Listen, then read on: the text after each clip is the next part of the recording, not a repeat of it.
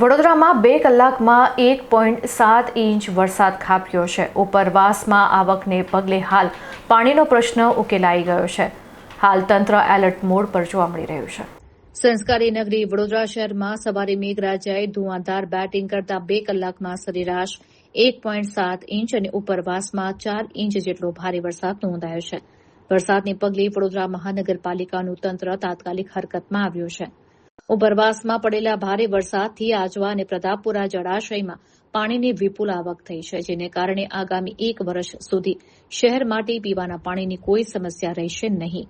પાલિકા અધિકારીના જણાવ્યા અનુસાર ડ્રેનેજ અને સ્ટ્રોમ વોટર સિસ્ટમ મારફતે મોટાભાગના વિસ્તારોમાંથી વરસાદી પાણીનો નિકાલ થઈ ગયો છે, જ્યારે પરશુરામ ભઠ્ઠા અને ભીલવાડા જેવા નીચાણવાળા વિસ્તારોમાં ભરાયેલા પાણીને પમ્પિંગ દ્વારા બહાર કાઢવામાં આવી રહ્યું છે। સાંજે પણ ભારે વરસાદની આગાહી હોવાથી ફાયર બ્રિગેડ, એસડીઆરએફ અને એનડીઆરએફની ટીમોને 20 જેટલી બોટ સાથે સ્ટેન્ડ બાય રાખવામાં આવી છે। ઇમરજન્સી પરિસ્થિતિ માટે શેલ્ટર હોમ્સ અને શાળાઓને પણ સજ્જ કરી દેવાયા છે।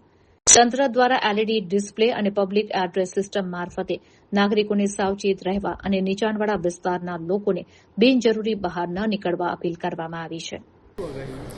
આજે સવારે 2 કલાક વધારે વરસાદ હતી, હાઈ ઇન્ટેન્સ વરસાદ હતી, એટલે 1.7 ઇંચસ વરસાદ વડોદરા શહેરમાં થઈ છે।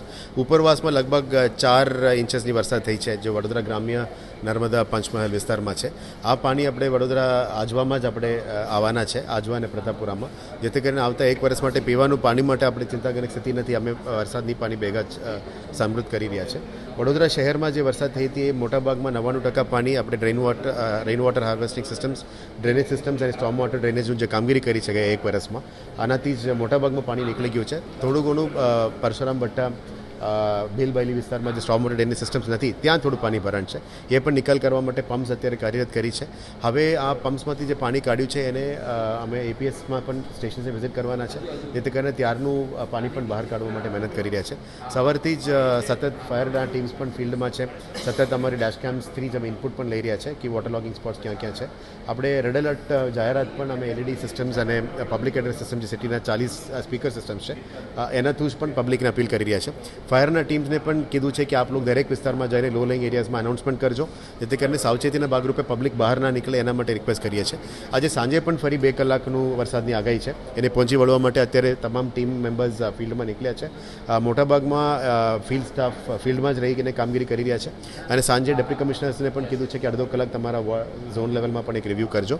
પણ મોટાભાગમાં અત્યારે વડોદરા શહેરમાં ચિંતાજનક સ્થિતિ નથી, પણ પેનિક થવાની પણ જરૂરત નથી, પણ સાવચેતીના ભાગરૂપે અમે યુસીડી ડિપાર્ટમેન્ટ, શહેરના સ્કૂલ્સ, તમામ શેલ્ટર હોમ્સને પણ એક્ટિવ કરીને રાખ્યા છે।